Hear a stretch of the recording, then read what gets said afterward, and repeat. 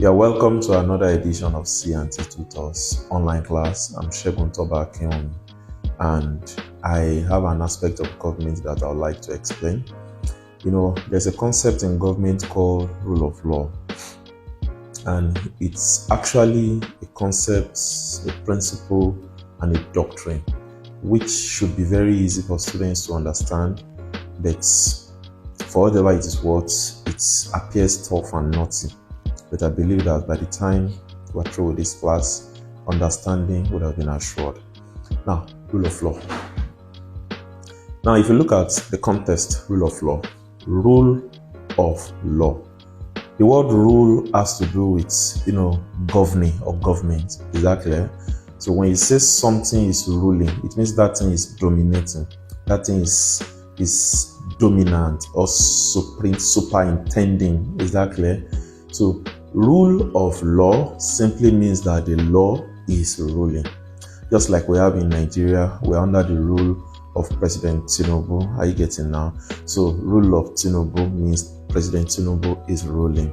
Are you getting now? In Ekiti State, rule of Biodun Yebanji, it means His Excellency Biodun Yebanji is ruling. In the same way, rule of law means that the law is ruling. So when you see any country where they claim to practice rule of law, it should be evident in such a country that the law is ruling. So that's the simple explanation. Let me now take it a step higher. So rule of law has to do with the dominance of the law. Are you getting now? Over everyone in the society. Rule of law has to do with the dominance, the supremacy. So when something is dominant, it means it is above. Others are what? They are below. When something is supreme, it means it is over, beyond, and above. Others are under. Is that clear? So when a country is practicing rule of law, the law is over, beyond, and above. Others are under the law. Others bow and kowtow to the law. So that's rule of law. So rule of law was brought to the fore by an English philosopher called A.V. Dicey. His full name happens to be Professor Albert Venn Dicey.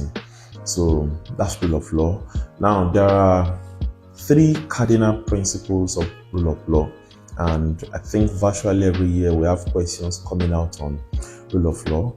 The first principle under rule of law has to do with supremacy of the law. When you see a country where there is the claim that they practice rule of law, the first thing you are going to observe in such a country is that the law will be supreme over everyone. So it won't be the bylaw of an organization superintending over the people. It won't be the will or the thought of certain persons, dominating others. No, what will be supreme?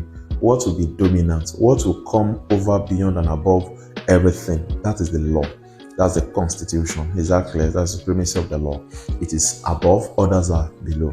Now, the second pillar of rule of law is called equality before the law. Equality before the law means that the rich and the poor, they are equal before the law, irrespective of their economic status. The educated and the unlettered or the uneducated, irrespective of their academic standing, they are equal before the law. So the rich will not get favor from the law just because they are rich, but the law will treat everyone as equal, meting out justice and meting out punishment as it is fit.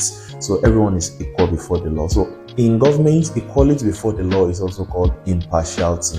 It means the law is not partial.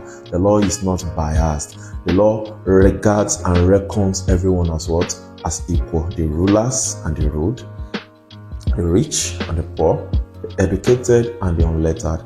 Is that clear? Now, the third and final major principle of rule of law is fundamental human rights. When you come across any country claiming to practice the rule of law, there is the guarantee, are you getting now, that fundamental human rights will be assured.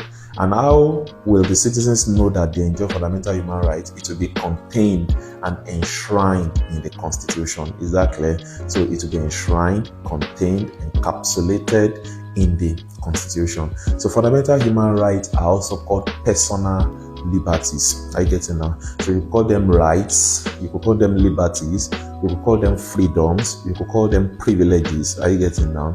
So under government, and that's a current and a very, very strong and recurring question every year. We have three major rights. Are you getting now? We have more than three, but three major. So we have that question coming out actually every 2 or every 3 years, that the three major or the three primary or the three basic human rights are dash. So we have right to life, we have right to liberty, and we have right to security of property. So life, liberty, and security of property. If you don't see security of property, make the third one to be dignity of human person. By the time we get to social contract, looking at John Locke, Thomas Hobbes, and J.J. Rousseau, we will understand why the third one could be security of property or dignity of human person. So by the time we meet next, we'll dig deeper into rule of law. Have a great day.